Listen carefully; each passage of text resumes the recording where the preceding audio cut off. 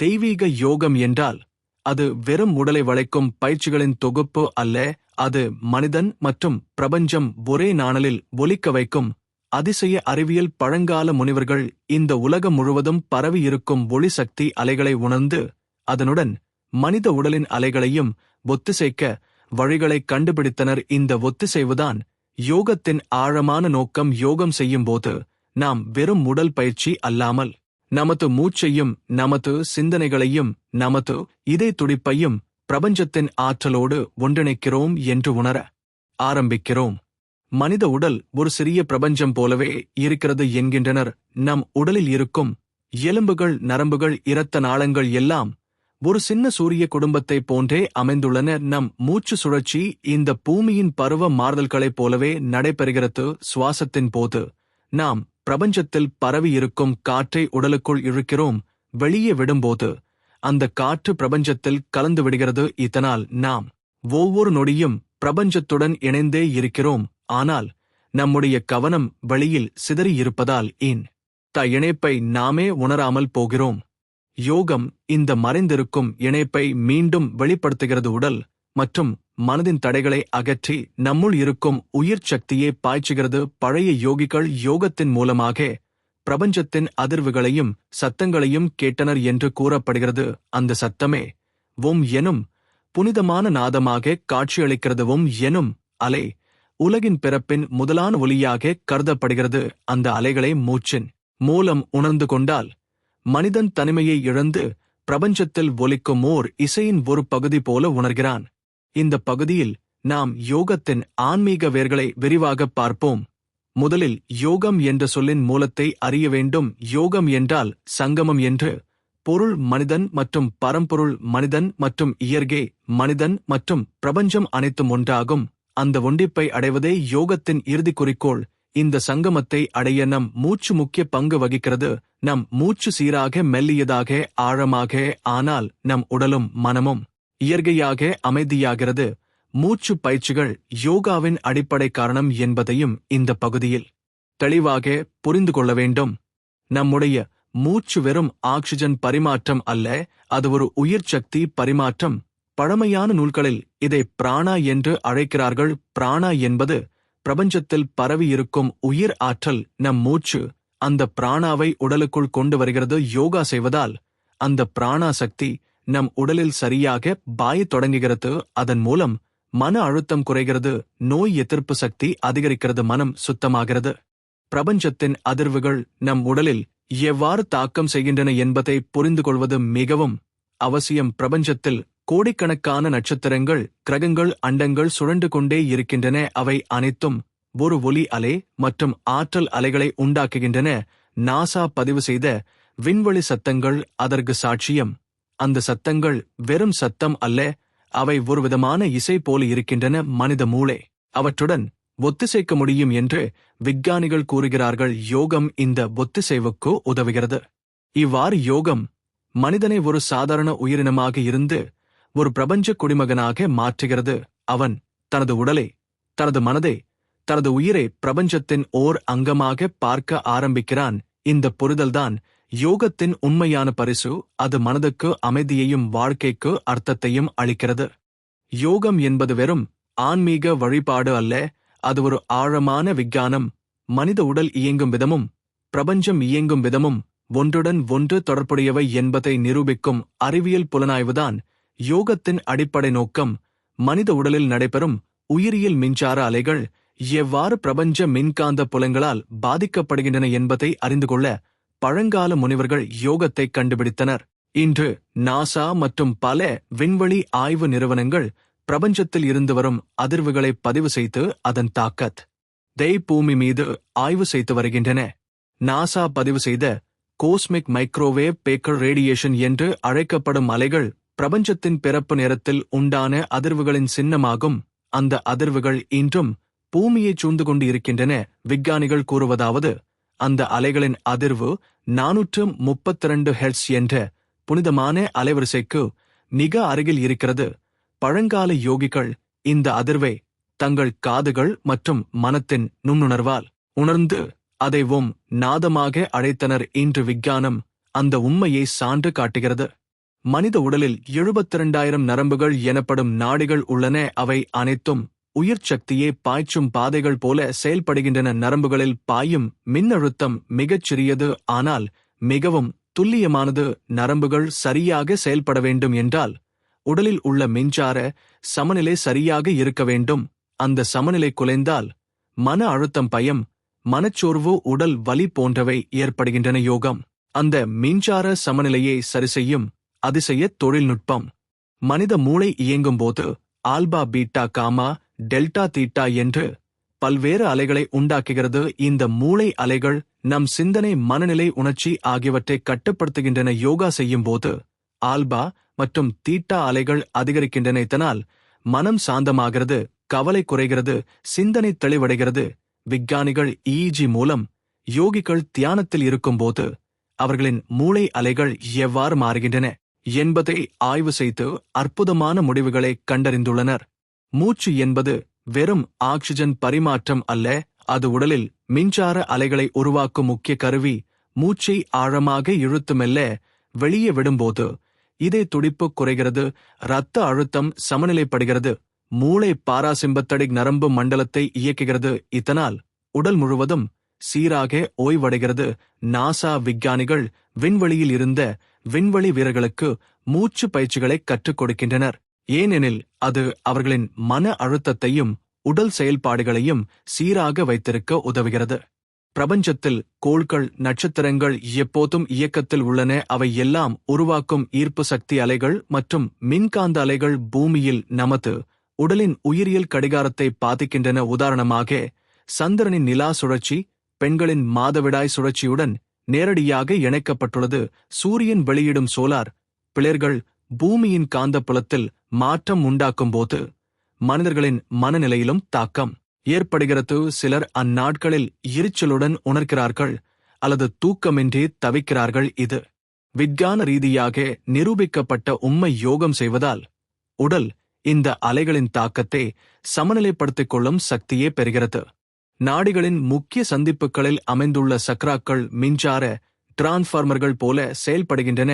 அந்த சக்ராக்கள் சரியாக திறந்திருந்தால் உடலின் ஆற்றல் சீராக பாயும். இல்லையெனில் அது தடைகள் உருவாக்கும். யோகா, ஆசனங்கள், பிராணாயாமா, தியானம் ஆகியவை அந்த சக்ராக்களை திறந்து சீராக வைத்திருக்க உதவுகின்றன. இதனால் உடல் ஆரோக்கியமாகிறது, மனம் தெளிவடைகிறது. நாசா மற்றும் ESA ஆகியவை விண்வெளியில் இருந்து வரும் பளிச்சிடும் கதிர்வீச்சுகளை பதிவு செய்து வருகின்றன. அவை சில சமயம் மனித உடலில் DNA அளவில் கூட தாக்கம் செய்கின்றன என்று ஆய்வுகள் தெரிவிக்கின்றன. யோகம் மற்றும் தியானம் செய்யும்போது மனித உடலில் செல்கள் புதிய ஆற்றலை பெறுகின்றன என்று ஜெனடிக் ரிசர்ச் காட்டுகிறது. யோகா செய்வதால் டெலோமியர் நீளம் அதிகரித்து வயதானதை தாமதிக்கலாம் என்று விஞ்ஞானிகள் கண்டுபிடித்துள்ளனர். இந்த அறிவியல் விளக்கம் காட்டுவது என்னவெனில், யோகம் என்பது வெறும் மத சம்பந்தப்பட்ட நடைமுறை அல்ல, அது மனித உடலை பிரபஞ்சத்துடன் ஒத்திசைக்கும் ஒரு உயர் தொழில்நுட்பம். அது நம் உடலில் இருக்கும் மிகச்சிறிய எலக்ட்ரான் அளவிலான அதிர்வுகளை பிரபஞ்ச அலைகளுடன் பொருந்துமாறு அமைக்கிறது. இதனால் நம் உடலும் மனமும் இயற்கையாக சமநிலைப்படுகிறது. யோகத்தின் மிக ஆழமான ரகசியங்களில் ஒன்றாகும் சக்ரா அறிவியல். சக்ரா என்றால் சக்கரம் என்கிற அர்த்தம். அது சுழலும் ஆற்றல் மையம். மனித உடலில் இந்த சக்ராக்கள் 7 முக்கிய இடங்களில் இருக்கின்றன என்று பழமையான யோக நூல்கள் கூறுகின்றன. இந்த சக்ராக்கள் ஒவ்வொன்றும் நம் உடலின் ஒரு முக்கிய உறுப்பை, ஒரு மனநிலையை, ஒரு ஆன்மீக நிலையில் பிரதிநிதித்துவப்படுத்துகின்றன. இந்த சக்ராக்கள் திறந்திருந்தால் உடல் மற்றும் மனம் சீராக செயல்படும். மூடப்பட்டிருந்தால் நோய், மன அழுத்தம், வாழ்க்கை குழப்பம் ஏற்படும். 7 சக்ராக்கள். மூலாதார சக்ரா முதுகுத்தண்டு அடிப்பகுதியில் இருக்கும். இது நிலையான பாதுகாப்பான ஆற்றலை குறிக்கும். நம் வாழ்வாதார தேவைகள், உணவு, உறைவிடம், பாதுகாப்பு ஆகியவை இதனுடன் சம்பந்தப்பட்டவை. இது நிலையாக இருந்தால் நமக்கு பயமோ கலக்கமோ இருக்காது. நாம் நிலையான வாழ்க்கையே வாழ முடியும். சுவாதிஸ்தான சக்ரா இடுப்பு பகுதியில் இருக்கும். இது படைப்பாற்றல், சந்தோஷம், உறவு, காமம் ஆகியவற்றுடன் தொடர்புடையது. இது சமநிலையில் இருந்தால் நம்முடைய உணர்ச்சிகள் இயல்பாக பாயும், வாழ்க்கை சுவையாக இருக்கும். மணிபூரக சக்ரா நாபி பகுதியில் இருக்கும். இது நம் ஆற்றல், தைரியம், விருப்பம் ஆகியவற்றின் மையம். இது சரியாக இருந்தால் நம்முடைய ஆற்றல் மிகுந்திருக்கும். நம்மால் எதை வேண்டுமானாலும் சாதிக்க முடியும். அநாஹத சக்ரா இதய பகுதியில் இருக்கும் இது அன்பு, கருணை, மன்னிப்பு ஆகியவற்றின் மையம். இது திறந்திருந்தால் நம் உள்ளம் மென்மையாயிருக்கும், பிறருடன் நல்ல உறவு இருக்கும். விசுத்தி சக்ரா கழுத்து பகுதியில் இருக்கும் இது நம் குரல் வெளிப்பாடு, உண்மையை பேசும் திறன் ஆகியவற்றின் மையம். இது சமநிலையில் இருந்தால் நம் வார்த்தைகள் சக்தி பெறும், நம்மால் நம் உண்மையை வெளிப்படையாகச் சொல்ல முடியும்.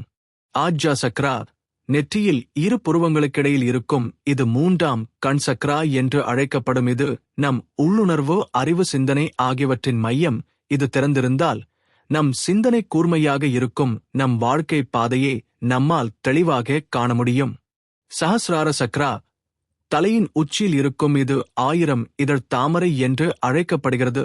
இது ஆன்மீக உச்சநிலையை குறிக்கிறது. இது திறந்திருந்தால் மனிதன் பிரபஞ்சத்துடன் ஒன்றிப்பை அடைகிறான், பரம்பொருளுடன் சங்கமிக்கிறான். இந்த சக்ராக்கள் எவ்வாறு பிரபஞ்ச ஆற்றலுடன் இணைகின்றன என்று புரிந்து கொள்வது முக்கியம். பிரபஞ்சத்தில் இருந்து எப்போதும் ஒரு நுண்ணிய ஆற்றல் அலை பூமியை அடிக்கடி சூழ்ந்து கொண்டிருக்கிறது. அது நம் உடலின் இந்த 7 மையங்கள் வழியாக பாய்கிறது. அந்த பாய்ச்சல் தடையின்றி இருக்கும்போது நமக்கு ஆரோக்கியம், ஆனந்தம், அறிவு கிடைக்கிறது. ஆனால் நமது சிந்தனைகள் கோபம், பயம், பேராசை, பொறாமை ஆகியவற்றால் அந்த பாதைகள் அடைக்கப்படுகின்றன. இதனால் உடல் நோய், மன அழுத்தம் ஏற்படுகிறது. யோகா ஆசனங்கள் மற்றும் பிராணாயாமா இந்த சக்ராக்களை சுத்தப்படுத்தும் சக்தி கொண்டவை. உதாரணமாக மூலாதார சக்ராவை சீராக்க வஜ்ராசனம், மாலாசனம் போன்ற நிலைகள் உதவும். சுவாதிஸ்தான சக்ராவுக்கு பத்திகோணாசனம், சுப்த பத்திகோணாசனம் உதவும். மணிப்பூரக சக்ராவை வலுப்படுத்த பவன் முக்தாசனம், உஷ்ட்ராசனம் உதவும். அநாஹத சக்ராவை திறக்க புஜங்காசனம், மாத்ஸ்யாசனம் உதவும். விசுத்தி சக்ராவுக்கு சர்வாங்காசனம், மத்தியாசனம் பயனளிக்கும். ஆஜ்ஜா சக்ராவை சீராக்க சீர்ஷாசனம், திராடாசனம் உதவும். சஹஸ்ரார சக்ராவை திறக்க தியானமே முக்கிய வழி. இந்த சக்ராக்கள் ஒவ்வொன்றும் ஒரு குறிப்பிட்ட அதிர்வை உண்டாக்குகின்றன. உதாரணமாக மூலாதார சக்ராவின் அதிர்வு மிக குறைந்த அதிர்வு, அது நம் உடலை நிலைப்படுத்துகிறது. சஹஸ்ரார சக்ராவின் அதிர்வு மிக உயர்ந்த அதிர்வு, அது நம்மை பிரபஞ்சத்துடன் இணைக்கிறது. நாசா பதிவு செய்த கோஸ்மிக் அதிர்வுகள் இந்த சக்ராக்களின் அதிர்வுகளுடன் ஒத்திசைக்கின்றன. யோகிகள் இதை நுண்ணுணர்வு மூலம் உணர்ந்து அந்த அதிர்வுகளை சீராக்க முயன்றனர். சக்ரா தியானம் செய்வது எப்படி என்றால், முதலில் உட்கார்ந்து மூச்சை சீராக எடுக்க வேண்டும். பிறகு ஒவ்வொரு சக்ராவையும் கற்பனை செய்து அந்த இடத்தில் ஒளி சுழன்று கொண்டு இருக்கிறது என்று நினைக்க வேண்டும். மூலாதார சக்ராவுக்கு சிவப்பு ஒளி, சுவாதிஸ்தானத்திற்கு ஆரஞ்சு, மணிப்பூரகத்திற்கு மஞ்சள், அநாஹதத்திற்கு பச்சை, விசுத்திக்கு நீலம், ஆஜ்ஜாவுக்கு இண்டிகோ, சாசாரத்திற்கு ஊதா அல்லது வெள்ளை ஒளி கற்பனை செய்ய வேண்டும். ஒவ்வொரு சக்ராவுக்கும் அதற்குரிய பீஜ மந்திரத்தை ஜபிக்க வேண்டும். உதாரணமாக மூலாதாரத்திற்கு லம், சுவாதிஸ்தானத் திர்குவம், மணிப்பூரகத்திற்கு ரம், அநாஹதத்திற்கு விசுத்திக்கு ஹம், ஆஜ்ஜாவுக்கு ஓம், சாசாரத்திற்கு அமைதியான மௌனம். இந்த தியானத்தை நிதானமாக செய்து கொண்டால் ஒவ்வொரு சக்ராவும் திறக்கத் தொடங்கும். அதன் மூலம் உடல் ஆரோக்கியமாக, மனம் அமைதியாக, ஆன்மா பிரபஞ்சத்தை உணரக்கூடியதாக மாறும். யோகா மற்றும் சக்ரா தியானம் நம்மை நம்முள் இருக்கும் அந்த தெய்வீக ஒளியை காண வழி செய்கிறது. இந்த பயிற்சி தொடர்ந்து செய்யும்போது பிரபஞ்சத்தின் அதிர்வுகளை நம் உடல் தெளிவாக உணர ஆரம்பிக்கும். நம் மூச்சு பிரபஞ்ச சுவாசத்துடன் ஒன்றாகும். தியானம் மூலம் பிரபஞ்சத்தை தொடுதல். தியானம் என்பது வெறும் கண்களை மூடிக்கொண்டு அமைதியாக உட்கார்ந்து இருப்பது அல்ல. அது மனிதன் தனது உடலை, மனதை, மூச்சை பிரபஞ்ச அலைகளோடு ஒன்றாக்கும் ஒரு ஆழமான யானை. பிரபஞ்சத்தை தொடுவது என்றால் அது நம் கைகளால் நட்சத்திரங்களை தொடுவது அல்ல. அது நம் உள்ளுணர்வு, மனதை பிரபஞ்சத்தின் ஒலிக்கும் நாதத்துடன் ஒத்திசைக்கச் செய்வது. தியானத்தின் மூலம் நம் மூச்சு பிரபஞ்ச சுவாசத்துடன் ஒன்றாகும். நம் இதய துடிப்பு பிரபஞ்ச துடிப்புடன் இணைந்து ஒலிக்கும். இந்த அனுபவம் நம் உடல் எல்லையை கடந்து நம் ஆன்மா எல்லையற்ற பிரபஞ்சத்தில் கரைகிறது. தியானம் செய்யும்போது முதலில் நம் உடலை அமைதியாக்க வேண்டும். முதுகு நேராக இருக்க வேண்டும். மூச்சு இயல்பாக பாய வேண்டும். மெதுவாக சுவாசத்தை ஆழமாக எடுத்துவிட வேண்டும். நம் மனம் ஓடும் சிந்தனைகளை பார்த்து கொண்டிருக்க வேண்டும். அவற்றை தடுக்க வேண்டிய அவசியமில்லை. சிந்தனைகள் வந்து சென்று கொண்டே இருக்கும். ஆனால் நாம் அவற்றை பிடிக்காமல் பார்த்து கொண்டால் அவை மெதுவாக நின்றுவிடும். இந்த நிலை வந்தால் நம் மூச்சு மிகவும் மென்மையாகி நம் உடலின் ஒவ்வொரு செல்லும் அந்த மூச்சின் ஆற்றலை உணரும். பிரபஞ்சத்தை தொடும் தியானத்தின் முக்கியமான பகுதி மூச்சு சீராக்கும் பயிற்சி பிராணாயாமா என்று அழைக்கப்படுகிறது. முதலில் நாசியால் ஆழமாக மூச்சை இழுத்து 4 எண்ணிக்கை வரை பிடித்து வைக்க வேண்டும். பின்னர் 4 எண்ணிக்கை வரை மெதுவாக வெளியே விட வேண்டும். இதை மீண்டும் மீண்டும் செய்யும்போது நம் உடலில் பிராணா சக்தி பாயத் தொடங்கும். நம் இதய துடிப்பு குறைந்து மூளை ஆல்பா மற்றும் தீட்டா அலைகளில் இயங்கும். இந்த நிலையில் மனிதன் பிரபஞ்சத்தின் அதிர்வுகளை உணரக்கூடியவராக மாறுகிறான். தியானத்தின் போது சிலர் ஒரு மென்மையான ஒளியை பார்க்கிறார்கள். அது முதலில் சிறிய புள்ளியாக தோன்றும், பின்னர் அது விரிவடையும். சிலர் ஓர் நாதம் கேட்கிறார்கள், அது ஓம் என்ற நாதம் போல இருக்கும். இந்த நாதம் பிரபஞ்சத்தின் முதல் ஒலி என்று யோக நூல்கள் கூறுகின்றன. விஞ்ஞான ரீதியாகவும் இது உண்மை என்று நிரூபிக்கப்பட்டுள்ளது. ஏனெனில் கோஸ்மிக் மைக்ரோவேவ் ரேடியேஷன் ஒரு நுண்ணிய ஹம் ஒலி போல உள்ளது. நம் மூளை அமைதியாக இருக்கும்போது அந்த அலைகளை கேட்கும் திறன் அதிகரிக்கிறது. தியானத்தின் இன்னொரு நிலை யோக நித்ரா என்று அழைக்கப்படுகிறது.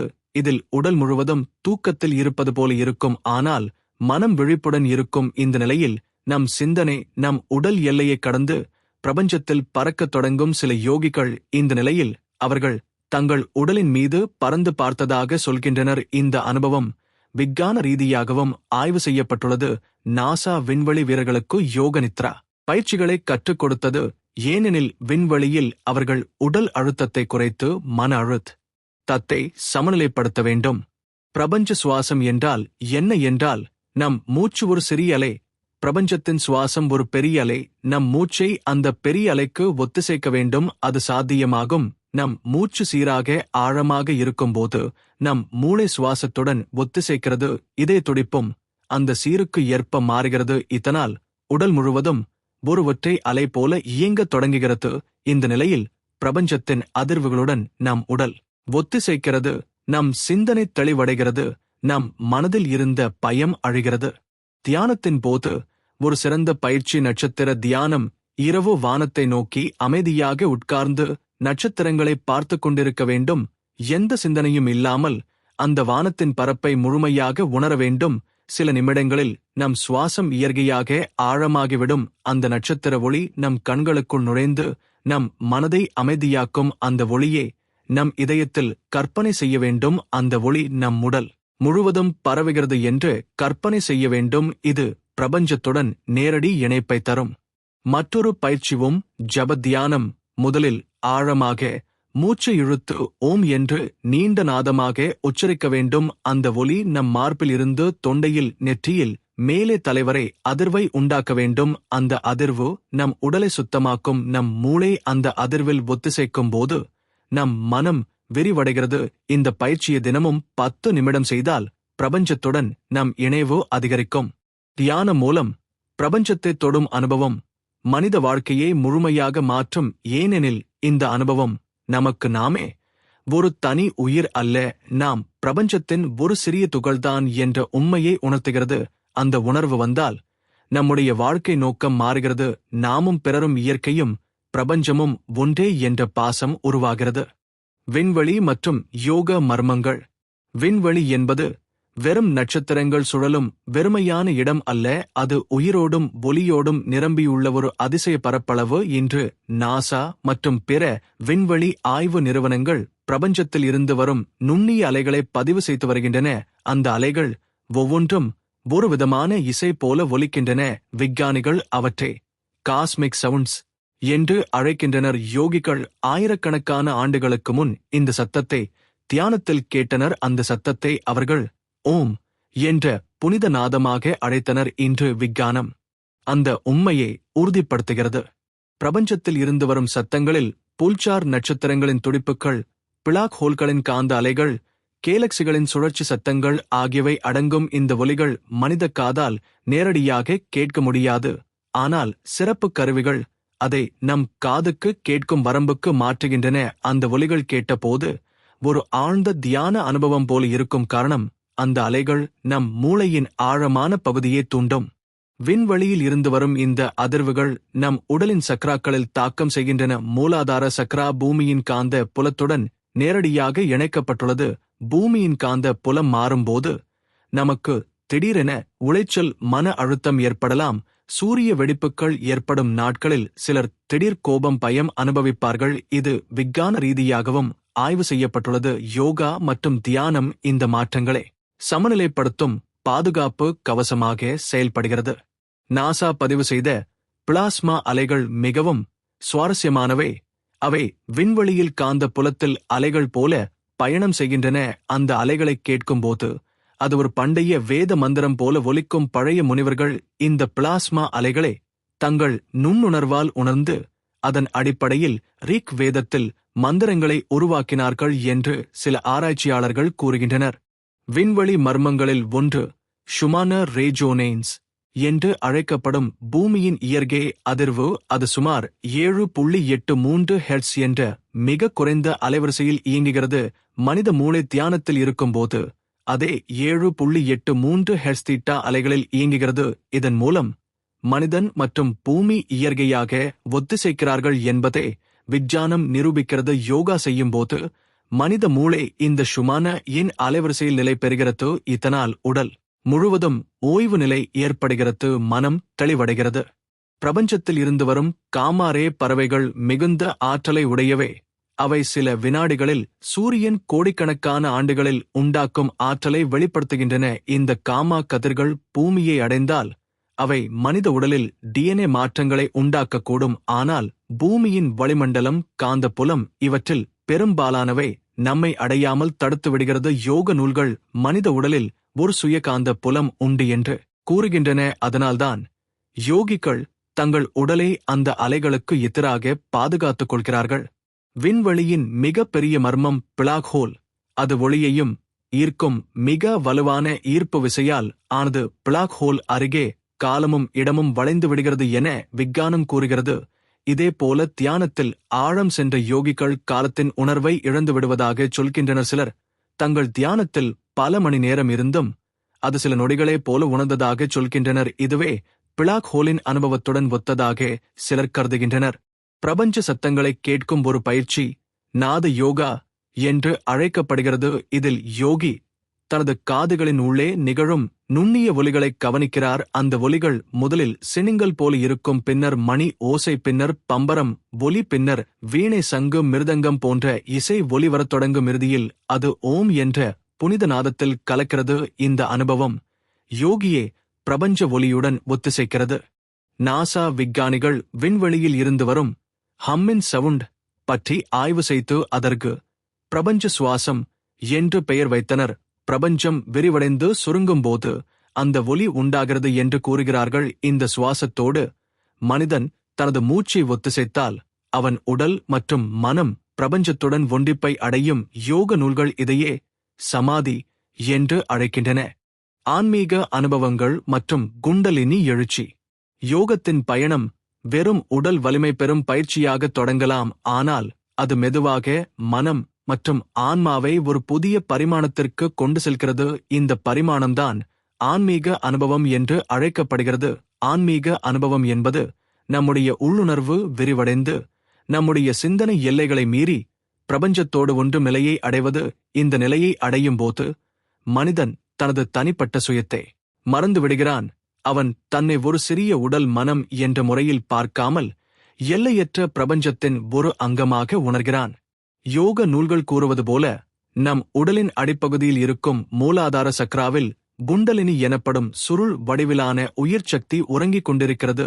இந்த சக்தி ஒரு பாம்பு போல சுருண்டு கிடக்கிறது. யோகா ஆசனங்கள், பிராணாயாமா, தியானம் ஆகியவற்றின் மூலம் இந்த சக்தி மெதுவாக விழித்தெழ ஆரம்பிக்கும். குண்டலினி எழுச்சி என்பது யோக பயணத்தின் மிக பெரிய நிகழ்வு. இந்த சக்தி எழுந்து முதுகுத்தண்டு வழியாக மேலே ஏறி ஒவ்வொரு சக்ராவையும் திறக்க ஆரம்பிக்கும்.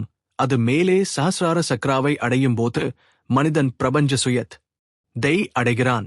இந்த எழுச்சி நடக்கும்போது பல்வேறு அனுபவங்கள் ஏற்படும். முதலில் உடலில் ஒரு சூடான அலை போல் உணர்வு வரும். முதுகுத்தண்டு வழியாக ஆற்றல் பாய்வதை உணர முடியும். சிலர் இதய பகுதியில் ஒளி பளிச்சிடுவது போல பார்க்கிறார்கள். சிலர் காதுகளுக்குள் ஓம் என்ற நாதம் கேட்கிறார்கள். சிலர் தங்கள் உடல் எல்லையை கடந்து பறந்து விரியும் பிரபஞ்சத்தில் பறக்கிறார்கள் என்று உணர்கிறார்கள். சிலர் தங்களுடைய மனதில் ஆண்டுகளாக இருந்த பயம், கோபம், துக்கம் எல்லாம் உருகி அழிந்து விடுகிறது. ஆன்மீக அனுபவங்களில் ஒரு முக்கியமானது ஆனந்த நிலை. இந்த நிலையில் மனிதன் எந்த காரணமும் இல்லாமல் பேரானந்தம் அனுபவிக்கிறான். இது வெளிப்புற சந்தோஷத்துடன் தொடர்புடையதல்ல, அது உடலின் உள்ளே நிகழும் உயிர் சக்தி வெடிப்பால் ஏற்படும் உன்னிலை ஆனந்தம். யோகிகள் இந்த நிலையில் இருக்கும்போது அவர்கள் முகத்தில் ஒரு பிரகாசம் தெரியும், கண்கள் பளபளக்கும், குரல் இனிமையாக இருக்கும். சில யோகிகள் இந்த நிலையில் பிரபஞ்ச ஒளியை பார்க்கிறார்கள். அந்த ஒளி வெறும் வெளிச்சம் அல்ல, அது அறிவின் ஒளி. அது நம் உள்ளத்தை சுத்தமாக்குகிறது, நம் சிந்தனை கூர்மையாகிறது, நம் மனதில் இருந்த இருளான எண்ணங்கள் மறைந்து விடுகிறது. இந்த அனுபவம் நமக்கு நாமே யார் என்ற கேள்விக்கு பதில் தருகிறது. நம் வாழ்க்கையின் நோக்கம் தெளிவாக தெரிகிறது. குண்டலினி எழுச்சியின் போது சில சோதனைகளும் வரும். உடலில் சில சமயம் வலி தோன்றலாம், மனதில் பழைய நினைவுகள் எழலாம், கோபம், பயம் வெளிப்படலாம். ஆனால் யோகா பயிற்சி தொடர்ந்தால் அவை அனைத்தும் சுத்தமாகி மனம் முழுமையாக அமைதியாகிறது. இதை யோக நூல்கள் சித்த சுத்தி என்று அழைக்கின்றன, அதாவது மனத்தின் முழுமையான சுத்தம். இந்த நிலையை அடைந்த மனிதன் உலகை பார்க்கும் விதம் மாறிவிடும். அவன் எந்த மனிதரையும், விலங்கையும், இயற்கையையும் தன்னைப் போலவே உணர்கிறான். அவன் யாரையும் காயப்படுத்த மாட்டான், எந்த வெறுப்பும் அவனுள் இருக்காது. அவன் செய்யும் ஒவ்வொரு செயலும் பிரபஞ்ச நலனுக்காக இருக்கும். இப்படிப்பட்ட மனிதர்களைத்தான் முனிவர்கள், சாந்தர்கள் என்று அழைத்தனர். அவர்கள் எங்கு சென்றாலும் அங்கு அமைதி பரவும். ஆன்மீக அனுபவங்களில் இன்னொரு நிலை சமாதி. சமாதி என்பது மனம் முழுவதும் ஒரே புள்ளியில் நிலைத்திருக்கும் நிலை. இது பல வகைகள் உண்டு.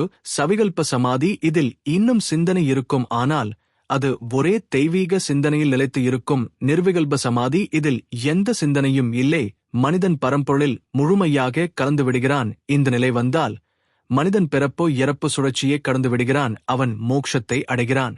நாசா விஞ்ஞானிகள் தியானத்தில் இருக்கும் யோகிகளின் மூளையை ஆய்வு செய்தபோது அவர்கள் மூளை அதிகளவு காமா அலைகளை உண்டாக்குவதை கண்டுபிடித்தனர். இது சாதாரண மனிதர்களுக்கு அரிதானது. இந்த காமா அலைகள் மிக உயர்ந்த விழிப்புணர்வை தருகின்றன. இது ஆன்மீக அனுபவங்களுக்கான விஞ்ஞான சான்று. தெய்வீக யோகத்தின் உச்சநிலை சஹஸ்ரார சக்ராவின் முழுமையான திறப்பு. இந்த நிலை வந்தால் மனிதன் பரம்பொருள் அனுபவத்தை நேரடியாக உணர்கிறான். அந்த நேரத்தில் அவன் யாருடனும் பேசாமலேயே எல்லாவற்றையும் புரிந்து கொள்கிறான். அவன் எங்கு பார்த்தாலும் ஒரே ஒளியே, ஒரே சக்தியே உணர்கிறான். இது சொல்ல முடியாத அனுபவம், ஆனால் அதுவே யோகத்தின் பரம பரிசு. நடைமுறை வழிகாட்டல் மற்றும் தினசரி யோகா அட்டவணை. தெய்வீக யோகத்தின் ஆழமான கோட்பாடுகளை புரிந்து கொண்ட பிறகு அடுத்த கட்டமாக நாம் அதை நம் தினசரி வாழ்க்கையில் செயல்படுத்த வேண்டும். யோகம் ஒரு நாள் மட்டும் செய்யும் பயிற்சி அல்ல, அது வாழ்க்கை முறை ஆகஸ்ட் வேண்டும்.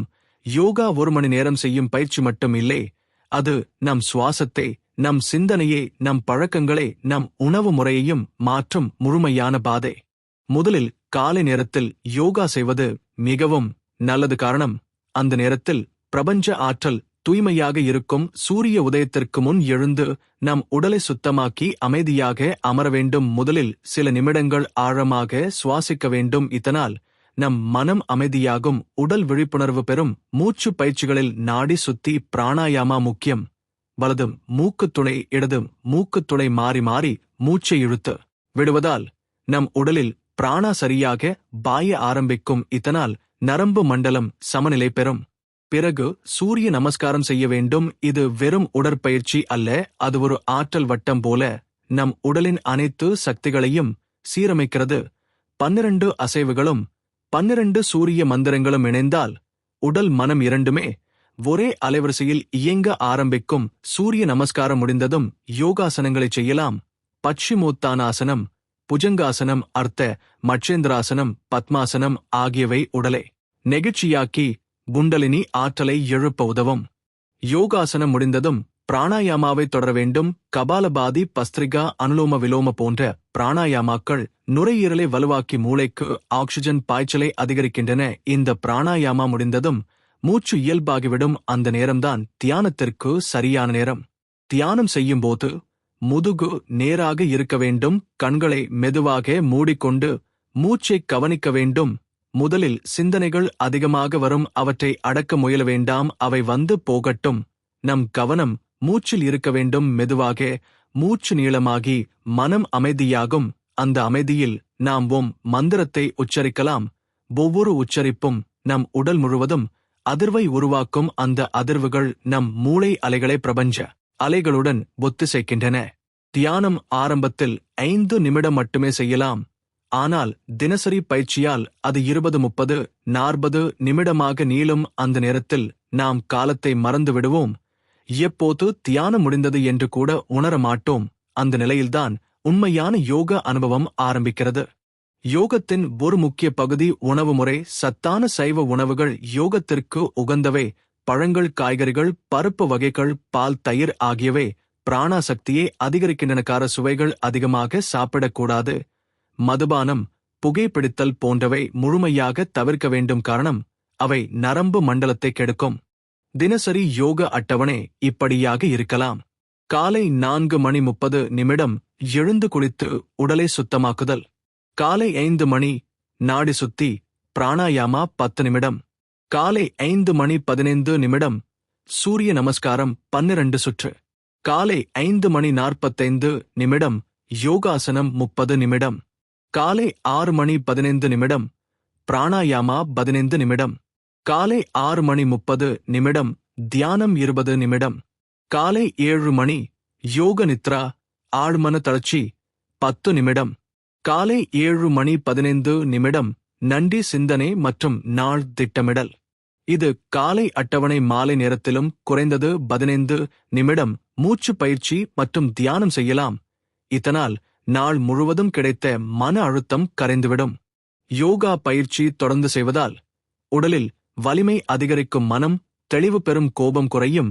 சிந்தனை நேர்மறையாகும். வாழ்க்கையில் ஒவ்வொரு நிகழ்வையும் சமநிலையுடன் பார்க்கத் தொடங்குவோம். இந்த நடைமுறை வழிகாட்டல் யாருக்கும் பயன்படுத்தக்கூடியது. தொடக்க நிலையிலிருந்து மேம்பட்ட யோகிகள் வரை அனைவரும் பின்பற்றலாம். தெய்வீக யோகத்தின் மூலம் மனிதன் தன்னுடைய வாழ்க்கையை மாற்றிக்கொள்ள முடியும். யோகாவின் நன்மைகள் மற்றும் விஞ்ஞான சான்றுகள். யோகம் வெறும் ஆன்மீக பயணத்திற்கு மட்டுமே இல்லை. அது உடல், மனம், உணர்ச்சி, ஆன்மா அனைத்திலும் சமநிலையை தருகிறது. யோகத்தை தொடர்ந்து செய்யும் ஒருவரின் வாழ்க்கை மெதுவாக மாறி அவன் ஆரோக்கியமான, அமைதியான, மகிழ்ச்சியான மனிதராக மாறுகிறான். இதன் நன்மைகள் பழமையான யோக நூல்களில் சொல்லப்பட்டுள்ளன. ஆனால் இன்று விஞ்ஞானமும் அதை நிரூபிக்கிறது. முதலில் உடல் நலனில் ஏற்படும் மாற்றங்களை பார்ப்போம். யோகாசனங்கள் உடலின் நெகிழ்வை அதிகரிக்கின்றன. முதுகுத்தண்டு நேராகி இரத்த ஓட்டம் சீராகி தசைகள் வலுப்பெறுகின்றன. சூரிய நமஸ்காரம் மட்டும் தினமும் செய்தாலும் உடலில் 97% தசைகள் இயக்கம் பெறுகின்றன. இதனால் உடலில் இருக்கும் நச்சுக்கள் வெளியேறி உடல் சுத்தமாகிறது. பிராணாயாமா மூச்சு பயிற்சிகள் நுரையீரலின் கொள்ளளவை அதிகரிக்கின்றன. மூச்சு சீராகி இதய செயல்பாடு மேம்படுகிறது. இரத்த அழுத்தம் கட்டுப்பாட்டில் இருக்கும். சர்க்கரை நோயாளிகளுக்கு பிராணாயாமா மிகவும் உதவிகரமானது என்று மருத்துவ ஆய்வுகள் காட்டுகின்றன. மனநலத்தில் யோகம் ஒரு அதிசய மருந்து போல வேலை செய்கிறது. மன அழுத்தம் குறைகிறது. கோபம், பயம், துக்கம் குறைகிறது. மனம் அமைதியாகி சிந்தனை தெளிவாகிறது. இன்று உலகம் முழுவதும் அதிகம் காணப்படும் மனநலம் குறைபாடான மனச்சோர்வு, பதட்டம் ஆகியவற்றிற்கு யோகம் ஒரு இயற்கையான சிகிச்சை. மன அழுத்த ஹார்மோனான கார்டிசோல் அளவு குறைகிறது. மகிழ்ச்சி ஹார்மோனான செரடோனின் அளவு அதிகரிக்கிறது. யோகா செய்யும் போது மூளையில் காமா மற்றும் ஆல்பா அலைகள் அதிகரிக்கின்றன. இது ஆழ்ந்த தியானம் மற்றும் ஆனந்த நிலைக்கு வழிவகுக்கிறது. யோகாவின் மற்றொரு முக்கிய நன்மை தூக்கத்தை கட்டுப்படுத்துவது. யோகா செய்வோர் நன்றாகவும் ஆழமாகவும் தூங்குகிறார்கள். தூக்கமின்மை குறைகிறது. உடல் ஓய்வை பெறுகிறது. இதனால் காலை எழும்போது புத்துணர்ச்சி இருக்கும். உணர்ச்சி நிலைகளில் யோகம் மிக பெரிய தாக்கத்தை உண்டாக்குகிறது. யோகம் செய்யும் ஒருவர் எளிதில் கோபப்பட மாட்டார். யாரையும் குற்றம் சொல்ல மாட்டார். அவரின் மனம் எப்போதும் சமநிலையிலேயே இருக்கும். கஷ்டங்கள் வந்தாலும் அவற்றை தைரியமாக எதிர்கொள்வார். யோகா செய்யும் ஒருவர் பிறருக்கு அன்பாக இருப்பார். கருணை அதிகரிக்கும். பொறுமை அதிகரிக்கும். ஆன்மீக நன்மைகளும் மிக ஆழமானவை. தியானம் செய்வதால் மனிதன் தனது உள்ளத்தை பார்க்க ஆரம்பிக்கிறான். அவனது குறைகள் தெரியும். அவற்றை சரிசெய்ய முயற்சிக்கிறான். மெதுவாக அவன் தன்னைத்தான் மட்டுமே சிந்திப்பதை விட்டு பிறரையும் பிரபஞ்சத்தையும் சிந்திக்கிறான். இந்த மாற்றம்தான் யோகத்தின் பரிசு. இது மனிதனை தன்னலம் குறைந்த பரமாலை நிலைக்கு அழைத்து செல்கிறது. விஞ்ஞான சான்றுகளும் யோகத்தின் சக்தியை உறுதிப்படுத்துகின்றன. நாசா மற்றும் பிற ஆராய்ச்சி மையங்கள் யோகா செய்யும் போது மூளையில் ஏற்படும் மாற்றங்களை பதிவு செய்துள்ளன. MRI ஸ்கேன் மூலம் யோகா செய்பவர்களின் மூளையில் சாம்பல் பொருள் அதிகரிப்பது கண்டுபிடிக்கப்பட்டது. இது நினைவாற்றல், சிந்தனை திறன், கவனம் ஆகியவற்றை மேம்படுத்துகிறது. ஹார்வார்டு யூனிவர்சிட்டி ஆராய்ச்சியில் யோகா தியானம் செய்தவர்கள் 8 வாரங்களில் மன அழுத்தம் 40% குறைந்தது கண்டுபிடிக்கப்பட்டது. யோகா நோய் எதிர்ப்பு சக்தியை அதிகரிக்கிறது. உடலில் வெள்ளை இரத்த அணுக்கள் அதிகரிக்கின்றன. இது உடலை வைரஸ், பாக்டீரியாவிலிருந்து காப்பாற்றுகிறது. தொடர்ந்து யோகா செய்யும் ஒருவருக்கு சளி, காய்ச்சல் போன்றவை குறைவாக வரும். யோகா ஹார்மோன் சமநிலையையும் சரிசெய்கிறது. பெண்களுக்கு மாதவிடாய் பிரச்சனைகள் குறைகின்றன. கர்ப்ப காலத்தில் யோகா மிகவும் உதவிகரமாக இருக்கும். குழந்தையின் வளர்ச்சி சீராக இருக்கும். உலக சுகாதார அமைப்பும் யோகாவை பரிந்துரைக்கிறது. குறிப்பாக பணிச்சுமை அதிகம் உள்ளவர்களுக்கு யோகா தினசரி குறைந்தது 30 நிமிடம் செய்ய பரிந்துரைக்கப்படுகிறது. இது மன அழுத்தத்தால் ஏற்படும் இதய நோய், ஸ்ட்ரோக் ஆகியவற்றை தடுக்கும். இதையெல்லாம் பார்த்தால் யோகம் வெறும் பழைய பாரம்பரிய மரபு அல்ல, அது நவீன அறிவியலாலும் நிரூபிக்கப்பட்ட ஒரு முழுமையான வாழ்க்கை முறை. யாரும் எளிதாக இதை தங்கள் வாழ்க்கையில் சேர்த்துக் கொள்ள முடியும். யோகத்தின் தத்துவ அடிப்படைகள் மற்றும் 4 யோக பாதைகள். யோகத்தை முழுமையாக புரிந்துகொள்ள அதன் தத்துவ அடிப்படைகளை அறிதல் அவசியம். யோகம் வெறும் உடற்பயிற்சி அல்ல, அது வாழ்க்கையின் தத்துவம். யோகத்தின் மூல நூல்கள் வேதங்கள், உபனிஷதங்கள், பகவத்கீதை, பதஞ்சலி யோக சூத்திரங்கள் ஆகும். இந்த நூல்கள் யோகத்தை ஒரு அறிவியல் முறையாக விளக்குகின்றன. பதஞ்சலி யோக சூத்திரங்கள் யோகத்தின் அடிப்படை கையேடு போன்றது. அதில் யோகம் சித்த விருத்தி நிரோதக என்று வரையறுக்கப்பட்டுள்ளது. அதாவது மனத்தின் அலைச்சலை நிறுத்துவதுதான் யோக. மனம் எப்போதும் கடந்த காலத்திலும் எதிர்காலத்திலும் அலைந்து கொண்டிருக்கும். அதனால் நாம் அமைதியை இழக்கிறோம். யோகம் இந்த அலைச்சலை அடக்கி தற்போதைய நிமிடத்தில் நிலை நிறுத்துகிறது. இதற்காக பதஞ்சலி யோகத்தை 8 படிகளாக பிரித்துள்ளார். யம, நியம, ஆசனம், பிராணாயாமம், பிரத்யஹாரம், தரணை, தியானம், சமாதி. யம என்பது நெறிமுறைகள், பொய் பேசாமை, அஹிம்சை, ஆசை குறைப்பு, பரோபகாரம். நியம என்பது தனிப்பட்ட ஒழுக்கம், தூய்மை, சந்தோஷம், தவம், சுயப்படிப்பு, தெய்வத்தில் சரணாகதி. ஆசனம் என்பது உடலை நிலையாகவும் சுகமாகவும் வைத்துக் கொள்வது. பிராணாயாமம் மூச்சை கட்டுப்படுத்துவது. பிரத்யஹாரம் என்பது புலன்களை வெளி உலகிலிருந்து திருப்பி உள்ளே செலுத்துவது. தரணை என்பது மனதை ஒரே புள்ளியில் நிறுத்துவது. தியானம் என்பது அந்த புள்ளியில் மனதை நிலை நிறுத்துவது. சமாதி என்பது மனம் முழுவதும் பரம்பொருளில் கலந்துவிடுவது. இந்த 8 படிகளும் ஒரே மரத்தின் கிளைகளைப் போன்றவை. அனைத்தும் சேர்ந்து யோக மரத்தை உருவாக்குகின்றன. யம நியமம் பின்பற்றாமல் ஆசனம் செய்வது முழுமையான யோகம் அல்ல. அதேபோல ஆசனம், பிராணாயாமம் இல்லாமல் தியானம் செய்தால் மனநிலையாக இருக்காது. எனவே யோகத்தின் முழுமை இந்த 8 படிகளிலும் உள்ளது. பகவத்கீதையில் ஸ்ரீகிருஷ்ணர் யோகத்தை 4 பாதைகளாக விளக்குகிறார். கர்ம யோகம், பக்தி யோகம், ஞான யோகம், ராஜ யோகம். கர்ம யோகம் செயலை தன்னலமின்றி செய்வது, நம்முடைய கடமையை பற்றுக்கொள்வதென்று செய்வது, அதன் பலனை பற்றிய ஆசையை விடுவது. செயலை கடமையாக செய்து அதை இறைவனுக்கு அர்ப்பணிப்பது. இதை பகவான் கீதையில் கைத்தலர் அர்ப்பணிப்பு என்று சொல்கிறார். கர்ம யோகி எந்த வேலையையும் மகிழ்ச்சியுடன் செய்வார். எவ்வளவு சிரமம் இருந்தாலும் மனம் கலங்காது. பக்தி யோகம் இறைவனை முழு மனதுடன் நேசிப்பது, அவனிடம் சரணாகதி அடைவது. ஜபம், பாடல், பூஜை, வழிபாடு ஆகியவை பக்தி யோகத்தின் கருவிகள். பக்தி யோகி எப்போதும் இறைவனை நினைத்து அவன் அருளில் வாழ்கிறான். பக்தி யோக மனத்தை மாக்குகிறது, அகந்தையை கரைக்கிறது, கருணையை வளர்க்கிறது. ஞான யோகம் அறிவின் பாதை. நம்முடைய உண்மை சுயத்தை அறிதல். நம்முடைய உடல், மனம், சிந்தனை எல்லாம் நிலையற்றவை. ஆனால் நம்முடைய சுயம் நிலையானது. அதைதான் ஆத்மா என்று அழைக்கிறோம். ஆத்மா பிரம்மம் ஒன்றே என்பதை உணர்வதே ஞான யோகம். இது வேதாந்தத்தின் பாதை. சுவாமி விவேகானந்தர் கூறியது போல, மனிதன் தெய்வம் என்பதை உணர்வதே ஞான யோகம். ராஜ யோகம் மனத்தை கட்டுப்படுத்தும் பாதை. தியானம், சமாதி மூலம் மனத்தை சுத்தம் செய்து பரம்பொருளில் ஒன்றாக்கும் பாதை. இது யோக சூத்திரத்தில் கூறப்பட்ட பாதைக்கு இணையானது. இந்த 4 யோக பாதைகளும் தனித்தனியாக இருந்தாலும் அவை அனைத்தும் ஒன்றிணைந்து நம்மை முழுமையான மனிதனாக மாற்றுகின்றன. கர்ம யோகம் இல்லாமல் பக்தி யோகம் முழுமை அடையாது. பக்தி யோகம் இல்லாமல் ஞான யோகம் அகந்தை நிறைந்ததாகிவிடும். ஞான யோகம் இல்லாமல் ராஜ யோகம் குருட்டு பயிற்சியாகிவிடும். 4 பாதைகளும் ஒரே நதியின் 4 கரைகள் போல ஒன்றே சமுத்திரத்தில் கலந்துவிடுகின்றன. யோக தத்துவம் சொல்லும் இன்னொரு முக்கியமான கோட்பாடு குணத்திரயம். சத்துவம், ரஜஸ் தமஸ், இந்த 3 குணங்கள்தான் மனிதனின் சிந்தனை மற்றும் செயலை நிர்ணயிக்கின்றன. சத்துவம் என்பது தூய்மை, அறிவு, அமைதி. ரஜஸ் என்பது செயல், ஆசை, இயக்கம். தமஸ் என்பது சோம்பல், அறியாமை, இருள். யோகா செய்வதால் சத்துவம் அதிகரிக்கிறது, ரஜஸ் தமஸ் குறைகிறது. இதனால் மனம் தெளிவு பெறுகிறது. யோக தத்துவம் மனிதனை கடவுளை வணங்கும் அடிமையாக பார்க்கவில்லை, அவன்தானே தெய்வம் என்பதை உணரச் செய்கிறது. யோகத்தின் உச்சநிலை அவனை பரம்பொருளில் ஒன்றாக்குகிறது. இந்த அனுபவம் வந்தால் பிறப்பு இறப்பு சுழற்சியை கடந்துவிட முடியும். இதுதான் மோக்ஷம். இந்த தத்துவ அடிப்படைகள் யோகத்தை வெறும் உடற்பயிற்சியிலிருந்து உயர்த்தி ஆன்மீக பாதையாக மாற்றுகின்றன. யோகத்தின் 4 பாதைகளையும் வாழ்க்கையில் இணைத்துக் கொண்டால் மனிதன் முழுமையான சமநிலை வாழ்க்கையை வாழ முடியும். யோகா மற்றும் நவீன உலகம். இன்றைய உலகம் வேகமாக மாறிக்கொண்டிருக்கிறது.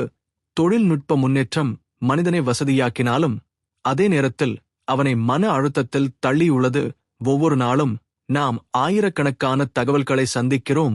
ஸ்மார்ட் போன், சமூக ஊடகம், வேலை, பல குடும்ப பொறுப்புகள் எல்லாம் சேர்ந்து மனதை சிதறடிக்கின்றன. இதன் விளைவாக மனிதன் எப்போதும் ஓட்டத்தில் இருப்பது போல் உணர்கிறான். அமைதி குறைகிறது, தூக்கம் குறைகிறது, உணர்ச்சி நிலை பாதிக்கப்படுகிறது. இந்நிலையில் யோகா மனிதனுக்கு ஒரு நங்கூரமாக வேலை செய்கிறது. தொழில்நுட்ப யுகத்தில் அதிகமாக காணப்படும் பிரச்சனை டிஜிட்டல் களைப்பு. நாள்தோறும் மணிக்கணக்கில் மொபைல், லேப்டாப் பயன்படுத்தும் போது கண்கள் சோர்வடைகின்றன. மூளை அதிகமாக தகவல் செயல்படுத்தி களைத்து விடுகிறது. யோகா பயிற்சி மற்றும் பிராணாயாமா மூளையின் செயல்பாட்டை சமநிலைப்படுத்துகிறது. நாடி சுத்தி பிராணாயாமா செய்வதால் மூளையின் இடது வலது அரைக்கோளங்கள் சமநிலை அடைகின்றன. இதனால் மன அழுத்தம் குறைகிறது, கவனம் அதிகரிக்கிறது. வேலை இடங்களில் மன அழுத்தம் அதிகமாக உள்ளது. கார்ப்பரேட் யோகா என்ற புதிய நடைமுறை உருவாகியுள்ளது.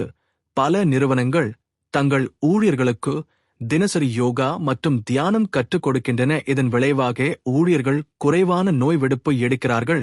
வேலைத்திறன் அதிகரிக்கிறது, படைப்பாற்றல் மேம்படுகிறது, குழுவாகச் செயல்படும் திறன் அதிகரிக்கிறது. சமூக உறவுகளிலும் யோகா ஒரு முக்கிய பங்கு வகிக்கிறது. மன அமைதி கொண்ட மனிதன் தன் குடும்பத்தினருடன், நண்பர்களுடன் நல்ல உறவை பேணுவான். யோகா செய்வோர் பொறுமையாக பேசுவார்கள், அதிகம் சண்டையிட மாட்டார்கள். கருணை அதிகரிப்பதால் அவர்கள் பிறரின் உணர்ச்சியை புரிந்து கொள்வார்கள். இது குடும்பத்தில் சண்டையை குறைத்து அன்பை அதிகரிக்கிறது. மனநலத்தில் யோகாவின் தாக்கம் மிகப்பெரியது. உலக சுகாதார அமைப்பு கூறுவது போல மனநலம் பிரச்சினைகள் இன்று உலகின் பெரிய சவாலாக இருக்கின்றன.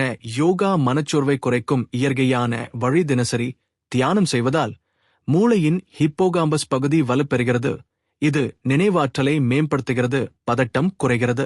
தொழில் முனைவோர் மற்றும் படைப்பாளிகள் யோகாவை அதிகம் பயன்படுத்துகின்றனர். ஏனெனில் யோகம் மனதில் இருந்த தேவையற்ற சிந்தனைகளை அகற்றி புதிய யோசனைகளை வெளிப்படுத்த உதவுகிறது. எலோன் மஸ்க், ஸ்டீவ் ஜாப்ஸ் போன்ற தொழில்நுட்ப முன்னோடிகள் தியானத்தை தங்கள் அன்றாட வாழ்க்கையில் சேர்த்துக் கொண்டதாக கூறப்படுகிறது. குழந்தைகள் மற்றும் இளைஞர்களுக்கும் யோகா மிக முக்கியம். இன்று குழந்தைகள் அதிகமாக திரை நேரத்தில் மூழ்கியுள்ளனர். இதனால் கவனம் குறைகிறது, கோபம் அதிகரிக்கிறது, தூக்கம் பாதிக்கப்படுகிறது.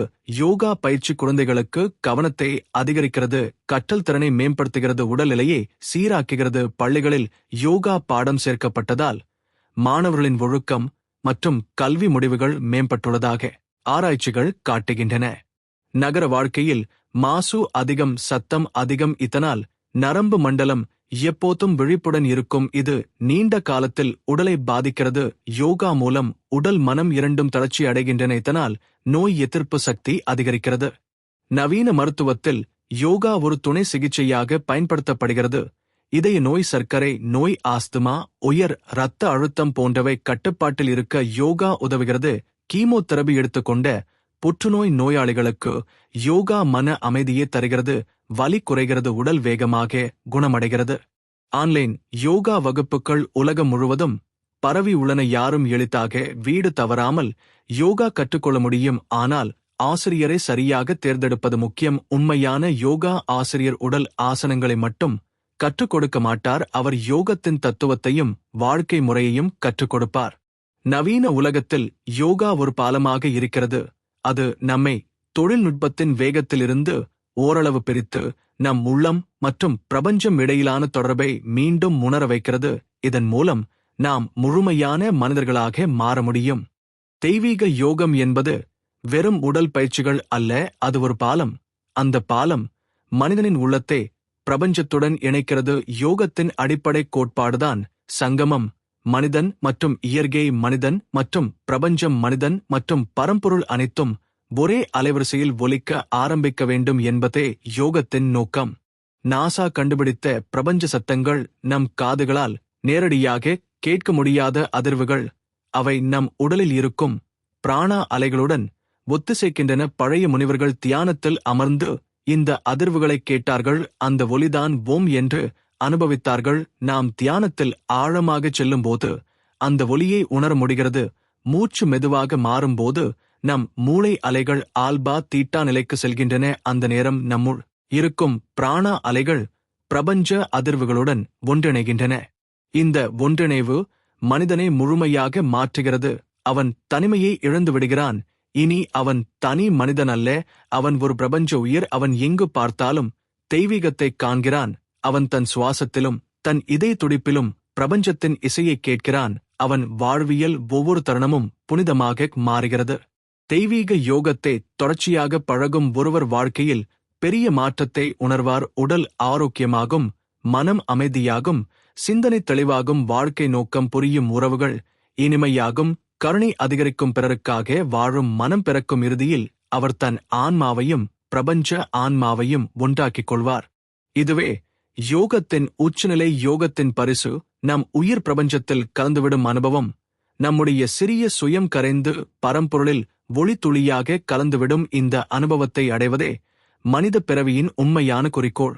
எனவே யோகத்தை வெறும் உடல் பயிற்சி என்று பாராமல், அது நம்மை எங்கோ அழைத்து செல்கிறது என்பதை புரிந்து அதன் பாதையை பின்பற்ற வேண்டும். தினசரி சற்று நேரம் ஒதுக்கி மூச்சை கவனித்து தியானம் செய்து உடலை இயக்கி மனதை அமைதியாக்கி பிரபஞ்சத்தின் அதிர்வுகளுடன் ஒன்றுபட்டு வாழும்போது வாழ்க்கை ஒரு ஆனந்த யாத்திரையாக மாறும். முடிவு செய்தி: தெய்வீக யோகம் பிரபஞ்சத்தின் கதவை திறக்கும் சாவி. அது நம்மை நம் உண்மை இயல்பை உணர வைக்கிறது, நம்முள் இருக்கும் சக்தியை விழிப்பூட்டுகிறது, நம்மை மனிதனிலிருந்து மகாவிஸ்வத்தின் ஒரு பகுதி ஆக்குகிறது.